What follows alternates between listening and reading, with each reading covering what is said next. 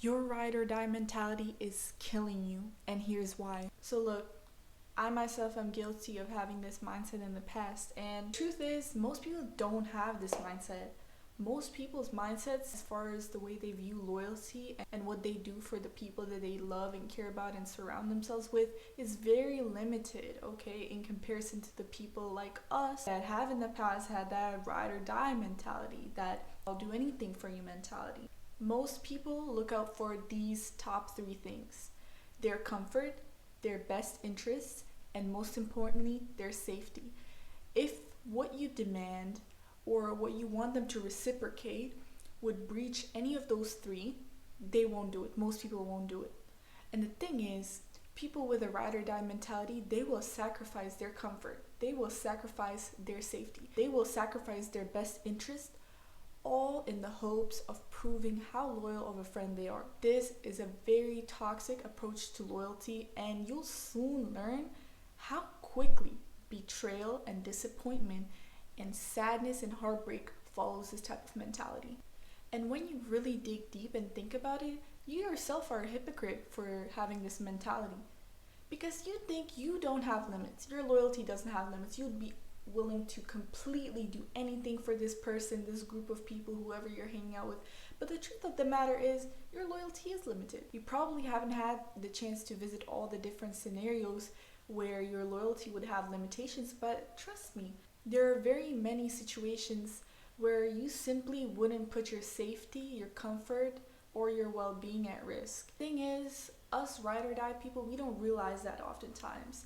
And that's why when we compare our threshold of loyalty to somebody else's threshold of loyalty, we hold ourselves to a very, very high standard. We think, oh my goodness, I'm a real one. I'll really hold it down. But the truth is, are we holding it down, or are we holding ourselves down for seeing through to the fact that most people won't do this for us?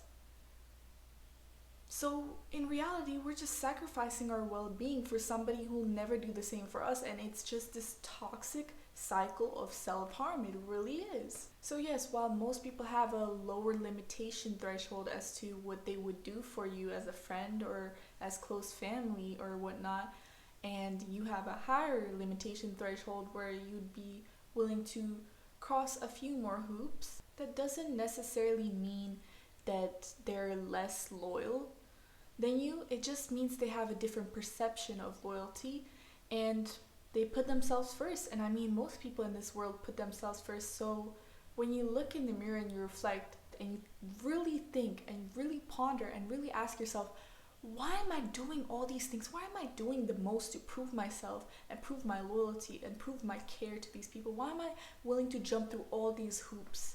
Why?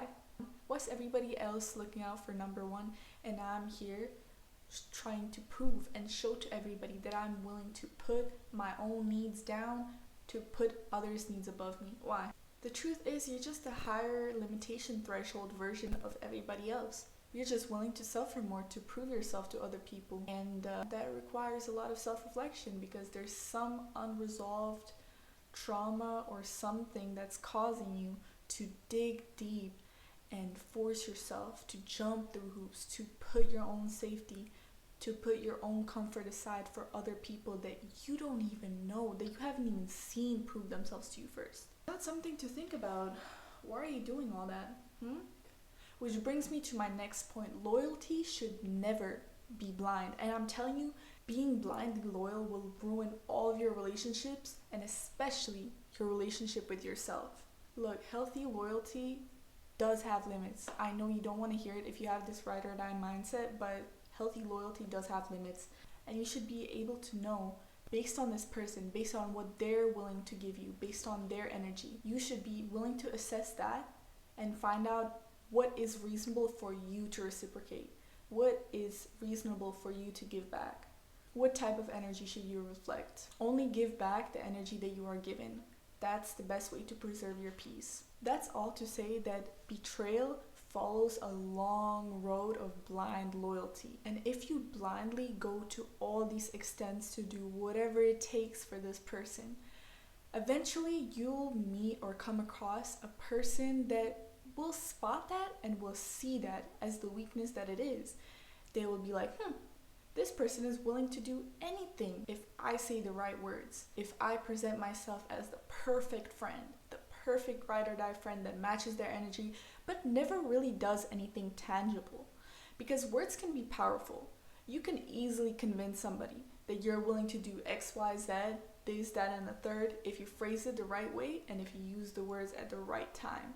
And a person that's dying for a loyal friendship, for a deep bond, a deep connection, and a person that has that ride or die, I will do anything for a friend just to keep that friend around mentality, they will be easily swayed by some nice words over a period of time that are spattered just in the right moments where they hit deep. And eventually, this person will learn to use those words and your ride or die mentality against you in order to manipulate you to do, well, whatever it takes for them. Any types of things that they don't want to do.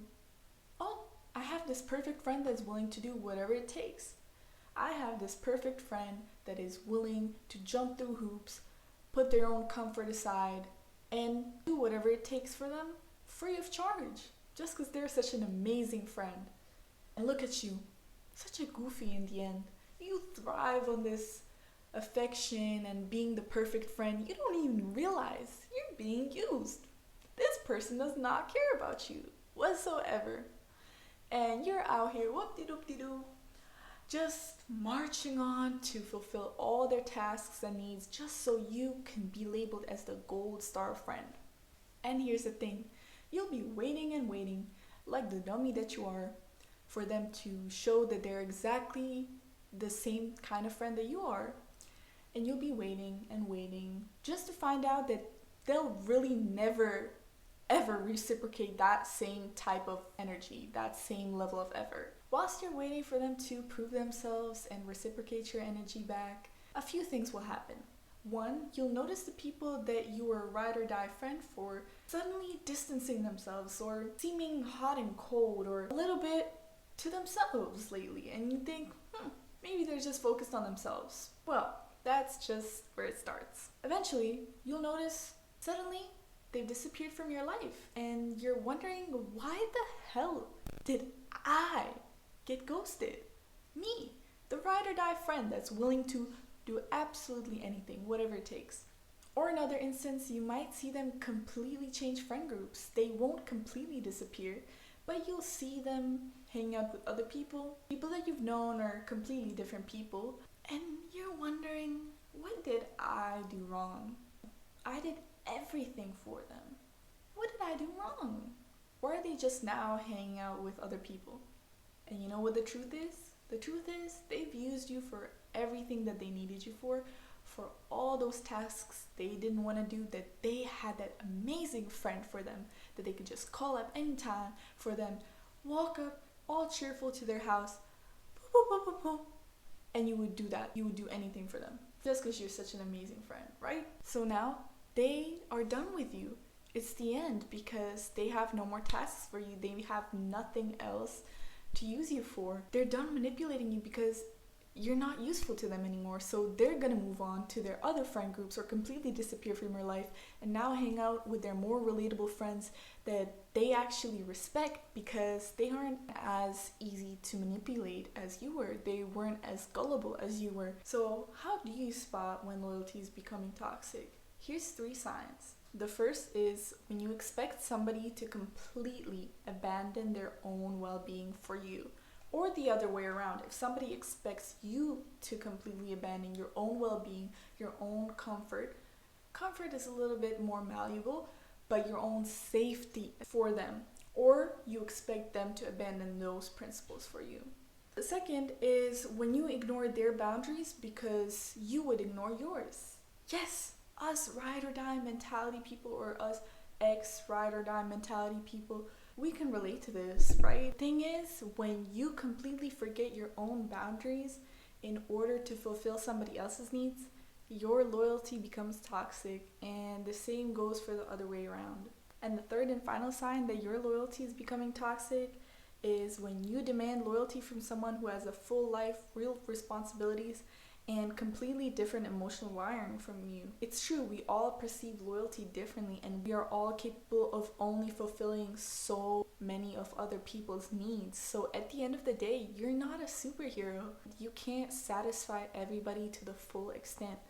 And the second you try that or you demand that of somebody else, that's the second your loyalty becomes toxic. So you might be wondering, how do I turn my unrealistic ride or die mindset into something that can easily be reciprocated and that I can easily reciprocate and that I can apply to the real world where people really don't have this ride or die, all or nothing, will jump through hoops mindset? Here's a couple ways you can do it. One is you watch how people behave, not how they talk, and you act accordingly. People will say the most to get you to do whatever they want, but the truth of the matter is, and you've heard this 1,000 times, but actions speak louder than words. But you really have to realize this in order to get rid of that toxic ride or die mindset. Because when you have this urge to prove yourself and prove your loyalty in order to gain some type of deep friendship, then you're more susceptible to falling for words rather than vetting the actions and seeing who that person really is and really seeing what their character is like. Next, you have to really notice who checks in, who reciprocates, and who initiates. You can't always be the friend that does everything and then expect people to do the same. You have to find people who match your energy. You have to find people that are like you to a realistic and non-toxic extent. So filter out all the people that you know and that you want to be friends with and that you want to let close, and see who cares enough for you to let them close. See who has the potential to be a good friend.